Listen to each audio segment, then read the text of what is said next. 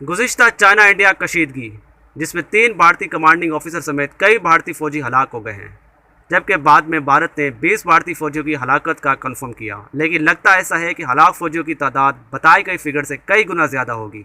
मज़ीद वीडियोस के लिए लाइक करें, चैनल को सब्सक्राइब करें, साथ दिए गए घंटी के बटन को भी दबा दें। बताई गई फिगर से कई गुना ज़्यादा होगी, लेकिन इंडिया खौफ के मारे बता नहीं रहा, क्योंकि एक तरफ चाइना जबकि दूसरी तरफ इंडिया की आवाम और अपोजिशन मोदी का जीना हराम कर देंगे। दोस्तों, बीबीसी की एक रिपोर्ट के मुताबिक एक भारतीय फौजी जिसने अपनी शनाख्त छुपाते हुए बीबीसी को बताया कि चाइनीज़ फौजियों की तादाद 300 और भारतीय फौजी 55 के करीब थे जब झड़पें हुई और चाइनीज़ फौजियों ने खारदार लोहे के डंडों से भारतीय फौजियों को मारा।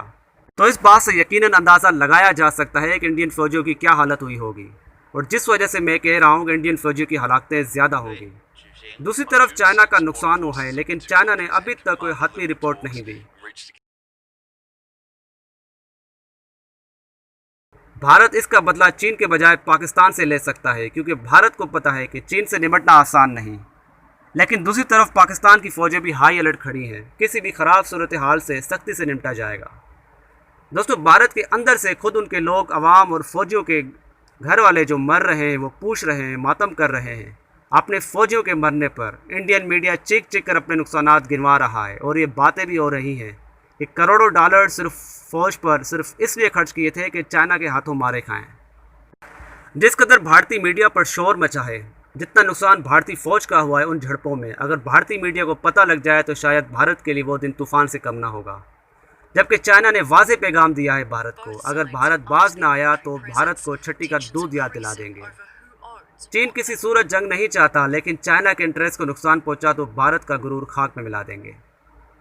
काफ़ी इंडियन फौजी मारे जाने के अलावा ऐसे फौजियों की तादाद भी मौजूद है जिन्हें चाइना ने कब्जे में लिया है, जिनकी वापसी के लिए इंडिया नाकाम कोशिशें कर रहा है, जबकि चाइना फ़िलहाल किसी सूरत उन फौजियों को वापस नहीं करेगा। मोदी सरकार ने अपनी आवाम से ये बात भी छुपाई है कि फौजी चाइना के कब्ज़े में हैं। दोस्तों, इस तमाम तर सूरत हाल के बाद आप देखेंगे कि मोदी की तरफ से खुलकर चाइना के खिलाफ बयान आ रहा है। भारतीय फौजियों की कीमत रायगा नहीं जाने देंगे, ये है मोदी सरकार का कहना। दोस्तों, इन बयानात के बाद भारत ने अपना तमाम तर मिलिट्री एसेट्स को भी सरहद पर तैनात कर दिया है, क्योंकि इंडिया भी बैकवर्ड पोजीशन पर है। चीन उनकी रगों में घुस चुका है। इंडिया के पास कोई और ऑप्शन नहीं है कि वो बैकवर्ड रहे। अब इसका मतलब जंग के बादल छा गए हैं। पाकिस्तान की फ़ौजें भी अपने महाजों पर तैयार हैं। इसी तनाजुर में DGISI और जनरल बाजवा की मीटिंग हुई है, जिसमें उन्होंने तय किया है कि पाकिस्तान अलर्ट रहे और अपने हथियार मुकम्मल तौर पर इंडिया की तरफ किए जाएं। किसी भी वक्त इंडिया की जानिब से एक्शन का भरपूर जवाब दिया जाएगा। और हाल ही में चाइना इंडिया फॉरेन मिनिस्ट्री ने आपस में टेलीफोनिक बातचीत की और 2 दफ़ा मामलात की इन्वेस्टिगेशन करने को कहा। लेकिन इंडियन मीडिया की भड़कें ख़त्म नहीं होती। वो इस टेलीफोनिक मीटिंग को भी गलत रंग देकर आवाम को बेवकूफ़ बना रहा है, कि चाइना की तरफ से क्लियरली इंडिया को कहा गया है कि चाइना जंग नहीं चाहता, लेकिन इंडिया के इश्ताल अंगेज़ी से ले डूबेगी। दूसरी तरफ लद्दाख की तरफ चीन की फ़ौजें मुकम्मल तौर पर तैयार हैं, मुकम्मल मिसाइल और मशक़ें जारी हैं। इंडिया की एक